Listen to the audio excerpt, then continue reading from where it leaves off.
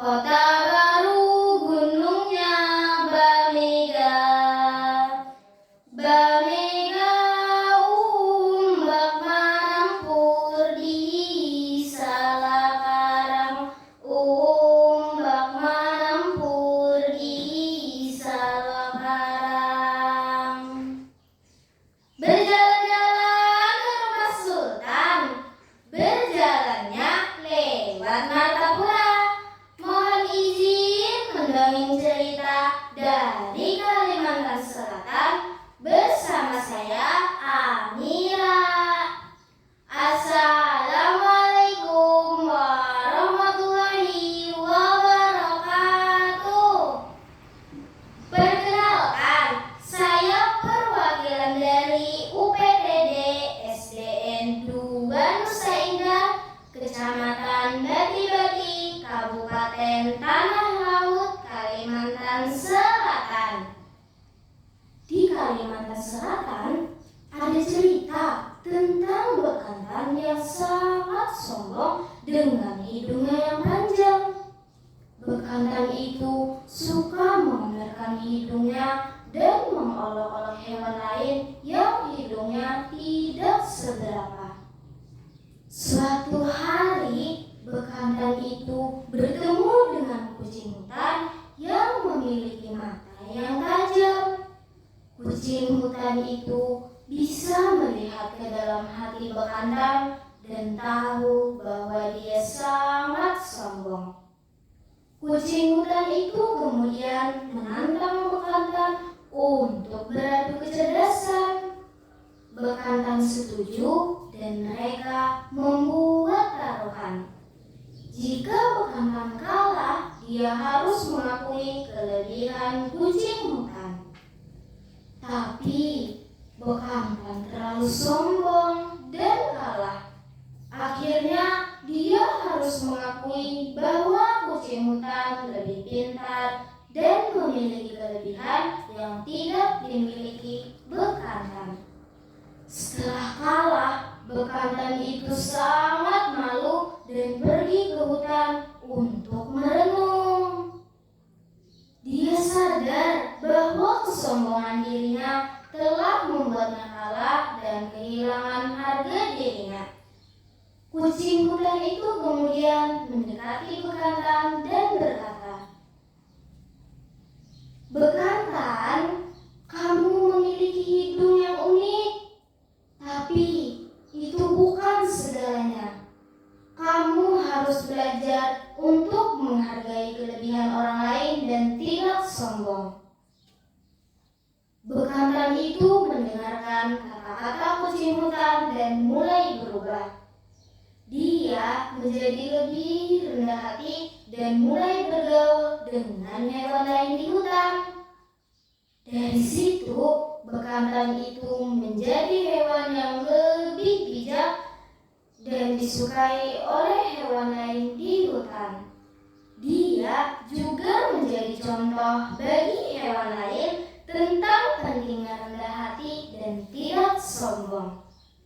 Bekantan yang dulu sombong itu kini menjadi hewan yang sangat disukai di hutan. Dia sering membantu hewan lain dan menjadi mediator ketika ada konflik. Suatu hari, ada dua hewan yang bertengkar di hutan, yaitu kucing hutan dan musang. Mereka bertengkar tentang siapa yang paling pintar di hutan. Bekantan itu kemudian turun tangan dan membantu mereka menyelesaikan masalah. Kucing hutan memiliki mata yang tajam, sedangkan musang memiliki penciuman yang hebat. Kalian berdua memiliki kelebihan yang berbeda, jadi tidak perlu bertengkar, kata bekantan itu bijak. Kucing hutan dan musang mendengarkan kata-kata bekantan dan akhirnya mereka berdamai. Mereka berdua mengakui kelebihan masing-masing dan menjadi teman baik. Bekantan itu sangat bahagia melihat kucing hutan dan musang merasa bahwa perubahan dirinya telah membawa kebaikan bagi hutan. Dari situ, bekantan itu menjadi hewan yang sangat dihormati di hutan. Dia sering dipanggil oleh hewan lain untuk membantu menyelesaikan masalah. Suatu hari, ada seekor ular besar yang mengganggu hewan-hewan di hutan. Ular itu sangat ganas dan tidak mau mendengarkan kata-kata hewan lain.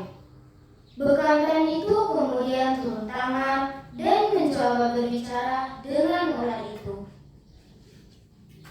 "Hei ular, kenapa kamu mengganggu hewan-hewan di hutan? Kita semua bisa hidup bersama-sama," kata bekantan itu. Ular itu berhenti dan mendengarkan kata-kata bekantan. "Aku hanya ingin mencari makanan, tapi hewan-hewan di sini selalu mengusirku,"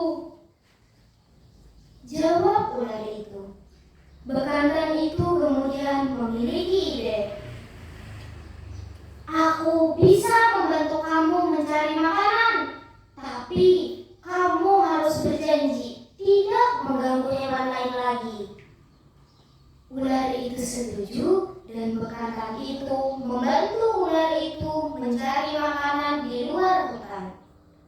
Dari situ, ular itu menjadi hewan yang lebih baik dan hidup damai dengan hewan lain di hutan. Bekantan itu sangat bahagia melihat ular itu berubah menjadi lebih baik. Dia merasa bahwa kebaikan dan kesabaran dapat mengubah siapa saja.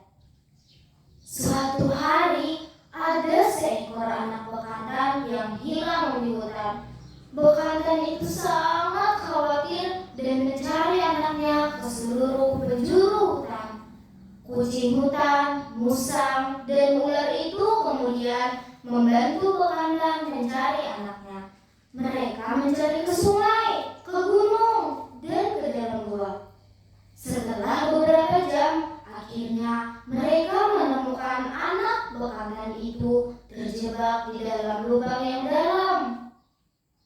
Ular itu kemudian menggunakan tubuhnya untuk membuat tangga sehingga bekantan bisa turun dan mengambil anaknya.